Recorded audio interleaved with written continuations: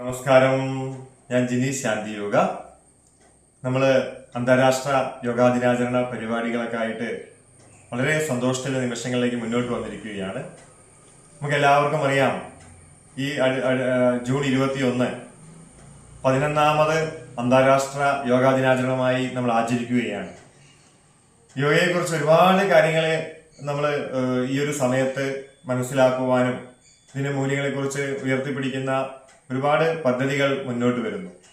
പക്ഷെ എന്നാൽ പലരും യോഗ പരിശീലനത്തിലേക്ക് ഈ ഒരു 1-2 ദിവസത്തേക്ക് മാത്രം ചുരുക്കാതെ എന്താണ് യോഗയെ പരിശീലനത്തിലുള്ള ഗുണങ്ങൾ നമുക്ക് ഉണ്ടാവുക, നമ്മളുടെ ശരീരത്തിനും നമ്മളുടെ കുടുംബത്തിനും ജീവിതത്തിലും ഉണ്ടാകുന്ന മാറ്റങ്ങൾ എന്താണെന്നുള്ളത് നമുക്ക് ശരിക്ക് അറിയാൻ കഴിയുന്ന ഒരു ചെറിയ കാര്യത്തെക്കുറിച്ചാണ് ഞാൻ ഇപ്പോൾ പറയുന്നത്. നമുക്ക് മനസ്സിലാക്കി വെക്കേണ്ട പ്രധാനമായിട്ടും നമുക്ക് എല്ലാവർക്കും നല്ല എനർജി ഉണ്ട്. അതുപോലെ തന്നെ നമ്മൾ എന്താ മനസ്സിലാക്കുക, സ്റ്റാമിന അല്ലെ. പിന്നെ അടുത്ത് നമ്മൾ എന്താ കാണുന്നത്, പരമാവധി നമുക്ക് നല്ല സ്ട്രെങ്ത് ഉണ്ട് എന്ന് വിചാരിക്കും. പക്ഷെ ഈ 2 കാര്യങ്ങൾ നമുക്ക് പ്രത്യേകിച്ച് പ്രായമായി വരുന്ന സമയത്ത് നമുക്ക് എന്താ സംഭവിക്കുന്നത്, നമ്മളുടെ മസിൽ ലോസ് സംഭവിച്ചുകൊണ്ടിരിക്കുകയാണ്. കാരണം നമുക്ക് ബോഡി മൂവ്മെന്റ് കുറയുന്നതിനനുസരിച്ച് എന്തുണ്ടാവുന്ന നമ്മുടെ ഓരോ മസിൽ മൂവ്മെന്റുകളും വളരെ ശോഷിച്ചു പോയിക്കൊണ്ടിരിക്കുകയാണ്. ഈ ഒരു ബുദ്ധിമുട്ട് കൂടി വരുമ്പോൾ നമ്മൾക്ക് പ്രായം കൂടുകയും പ്രത്യേകിച്ച് നമുക്ക് ശരീരത്തിന് കൊണ്ട് മറ്റു കാര്യങ്ങൾ വഴങ്ങാതെ വരികയും ചെയ്യുന്നു. ചുരുക്കി പറഞ്ഞു കഴിഞ്ഞാൽ നമ്മൾ നല്ല ആക്റ്റീവായി നല്ല ആരോഗ്യമുള്ള ആള്, ഞാനിപ്പോ നല്ല അപൂർണ്ണ ആരോഗ്യവാനാന്ന് പറയും, പക്ഷെ കുറച്ച് കഴിഞ്ഞാൽ അയാൾക്ക് യാതൊരു കാര്യങ്ങളും കൂടുതലായിട്ടുള്ള ജോലികൾ ചെയ്യാനോ ആത്മാർത്ഥമായിട്ടുള്ള പ്രവർത്തികൾ സന്തോഷകരമായ ജീവിതം നയിക്കുവാനോ സാധിക്കുന്നില്ല.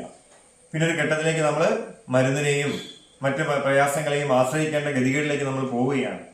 ഇവിടെ യോഗ നമുക്ക് ഉണ്ടാക്കുന്ന മാറ്റങ്ങൾ എന്താണ്? നമ്മൾ എപ്പോഴും ചർച്ച ചെയ്യുമ്പോൾ എല്ലാവരും പറയും ശാരീരിക ആരോഗ്യം നമുക്ക് നിലനിർത്താം, മാനസികാരോഗ്യം നിലനിർത്താം. പക്ഷെ ബാക്കിയുള്ള കാര്യങ്ങൾ നമ്മൾ വിട്ടുപോവുകയാണ്. കാരണം നമുക്ക് ശാരീരിക ആരോഗ്യവും മാനസിക ആരോഗ്യത്തിന്റെ കൂടെ നമുക്ക് ഭൗതികപരമായിട്ട് അല്ലെങ്കിൽ നമുക്ക് വൈകാരികപരമായിട്ട് അല്ലെങ്കിൽ സ്പിരിച്വൽ പരമായിട്ട് നമുക്കുള്ള എനർജി, നമുക്ക് പരമാവധിയുള്ള എനർജി നമുക്ക് സംഭരിക്കുവാൻ സാധിക്കണം. അതിന് നമ്മൾ എന്ത് വേണം?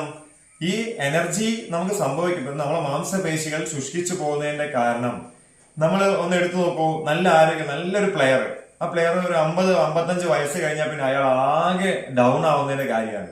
പക്ഷെ നിങ്ങൾ യോഗ പരിശീലകരാണെങ്കിൽ ഒരാളാണെങ്കിൽ, കൃത്യമായി യോഗ പരിശീലിക്കുന്ന ഒരാളാണെങ്കിൽ ആ ആളുടെ ശരീരപ്രകൃതി നിങ്ങൾ കണ്ടു കാണില്ലേ?